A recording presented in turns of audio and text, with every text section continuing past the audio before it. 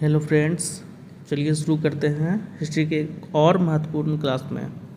Question number 1 से पहला question है, कुंडलपुर जन्म स्थान है निम्नलिखित में से किनका? तो कुंडलपुर जन्म स्थान है महावीर स्वामी का, option number C. Mahavir Swami का जन्म स्थल है कुंडलपुर।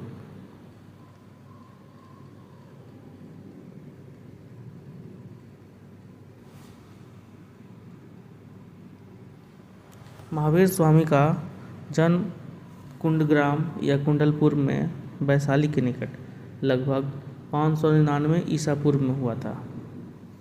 उनकी माता तिरसला वैशाली के लिच्छवी गणराज्य के प्रमुख चेटक की बहन थी तथा पिता सिद्धार्थ ज्ञातरक क्षत्रियों के संघ के प्रधान थे। उनके बड़े भाई का नाम नंदीवर्धन थे। कुछ पुस्तकों में महावीर स्वामी का जन्म 540 ईसा पूर्व बताया जाता है। इसी आधार पर अनेक प्रकाशकों ने यह भी जन्मतिथि अपनी पुस्तक में अंकित किया है, जिससे भ्रम की स्थिति उत्पन्न हुई है। महावीर स्वामी का सही जन्मतिथि 599 ईसा पूर्व ही उचित है, क्योंकि महावीर स्वामी महात्मा बुद्ध के पहले के काल के हैं। महात्मा बुद्ध का जन्म 563 ईसा पूर्व में है और एनसीईआरटी की जितनी भी पुस्तकें हैं, अब महावीर स्वामी का जन्म 599 ईसा पूर्व प्रकाशित हो चुका है। ठीक है, नेक्स्ट।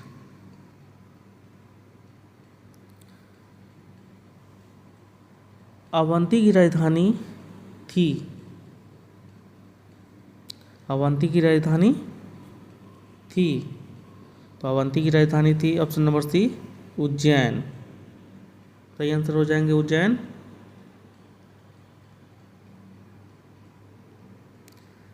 अवंती की राजधानी उज्जैन, जिसे महिष्मती भी कहा जाता था, बुद्ध के जन्म के पूर्व 6ठी शताब्दी ईसा पूर्व में भारतवर्ष 16 जनपदों में बटा हुआ था। इसकी जानकारी हमें बौद्ध ग्रंथ अंगुत्तर निकाय से मिलती है। ठीक है, नेक्स्ट क्वेश्चन।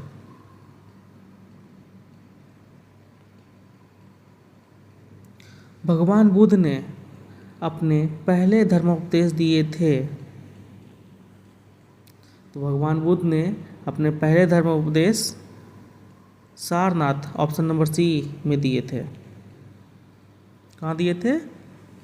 भगवान बुद्ध ने अपने पहले धर्मोपदेश सारनाथ में दिए थे।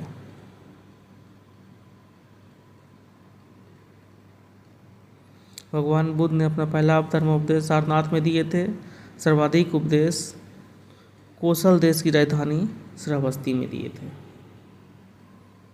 चलिए नेक्स्ट क्वेश्चन। कनिष्क के शासनकाल में बौद्ध संगति का आयोजन खाली स्थान में हुआ था। कनिष्क के शासनकाल में बौद्ध संगति का आयोजन कहाँ हुआ था? तो इसका सही उत्तर हो जाएंगे option number D, Kashmir. Kanishka के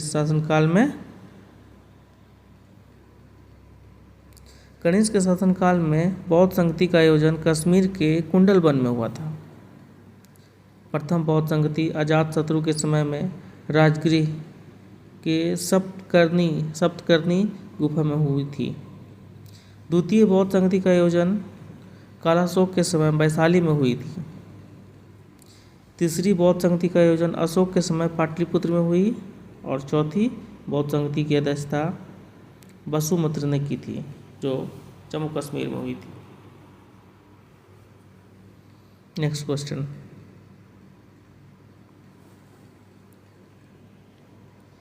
किस मुगल सम्राट के शासनकाल में मुगल दरबार में चाहर तस्लीम और जमीन बोस लागू किए गए?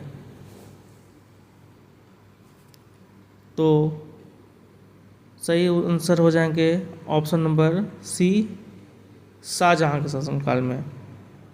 शाहजहाँ के शासनकाल में चाहर तस्लीम और ज़मीन बेस लागू किए गए।